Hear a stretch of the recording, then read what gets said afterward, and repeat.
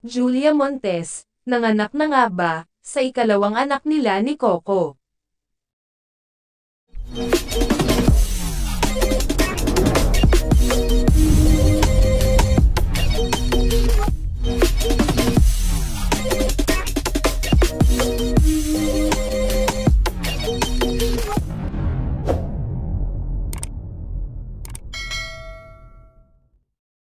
Ano nga ba ang katotohanan sa pagbubuntis umano ni Julia Montes? Year 2015 nang unang umugang ang balitang may lihim na relasyon sina Julia at Coco. Ngunit sa loob ng ilang taon ay nanatiling tikom ang bibig ng dalawa. Una silang nagkatambal sa kapamilya drama series na walang hanggan. At nasundan pa ito ng ilang TV series at movie. Dahil sa ganda ng chemistry nila at maraming fans ang gustong-gusto ang tambalan nila. Umugong ang tsismis na nagkamabutihan ang dalawa at higit na sa magkaibigan ang nabuong relasyon nila. Hanggang sa pumutok ang balita noong year 2019, na si Julia ay nagdadalang tao umano, at natsismis na si Coco Martin daw ang ama ng pinagbubuntis ng aktres.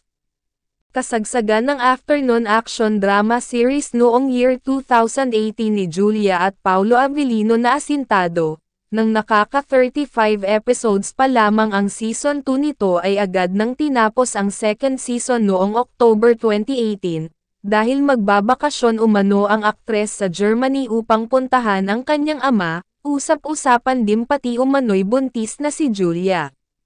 Ilang buwan ang lumipas at hindi na nasisilayan sa telebisyon si Julia.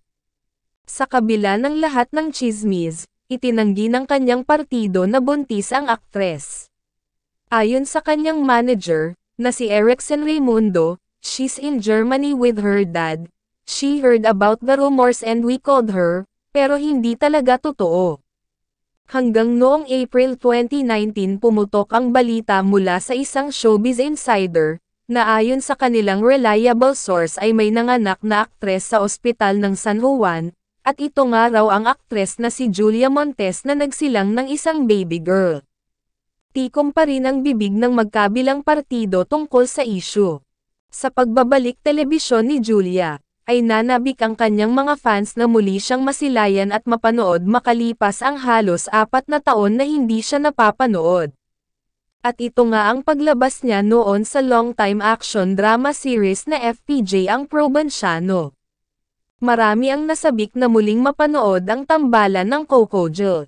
Ngunit ilang buwan lang ang lumipas ay naglaho na rin ang karakter ng aktres sa nasabing teleserye. Bulong-bulungan na kaya biglaan na rin ang pagkatapos ng karakter ni Julia ay buntis umano ulit ito, sa ikalawang anak nila ng aktor na si Coco Martin.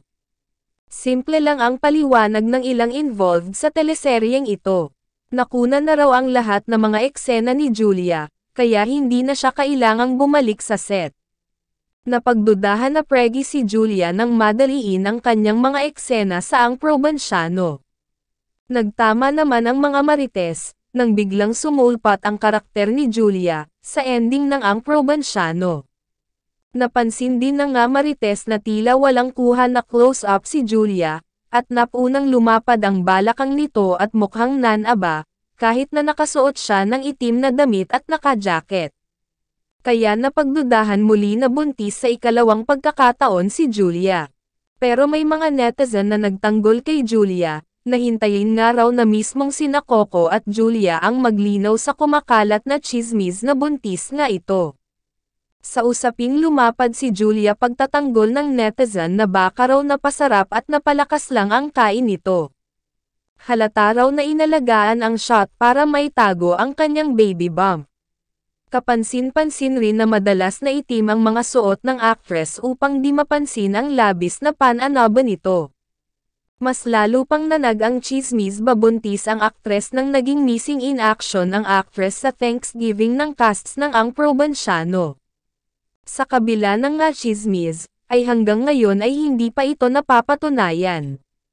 Dapat nga naman daw by this time ay malaki na ang tiyan ng aktres. Para mapabulaanan ang tsismis, ay mayroon palang nakatakdang pelikulang gagawin si Julia. Makakasama ni Julia si Quezon City Representative Arjo Atayde sa isang action movie, titled Topak, depensa ng mga Julia supporters. Kung totoong nasa maselang kalagayan nga ang aktres ay papayag ba itong gumawa ng action movie, to think na it required daw ang some amount of physical strength. At kung totoo nga raw na buntis uli ito kay Coco, sa tingin ba ng marami ay papayag ang aktor na ipahamak ng aktres ang kanilang second baby? Bilang paghahanda raw sa nasabing pelikula ay sumailalim sa hair makeover si Julia. So malinaw na fake news daw ang pagbubuntis ni Julia Montes. Para muling pabulaanan ng chismis ng mga merits ay nagpost ang kapwa-artista nitong si Paulo Paraiso na ilang kuha nila sa set ng pelikulang ginagawa nila kasama rin ang iba pa nilang kasamang mga artista, na patunay lamang na ang mga litratong naglalabasan nakuha sa set ng upcoming movie na Topak, na hindi totoong buntis si Julia Montes. Ano ang masasabi nyo dito mga ka-chismox? Just comment down below, please don't forget to click like and subscribe.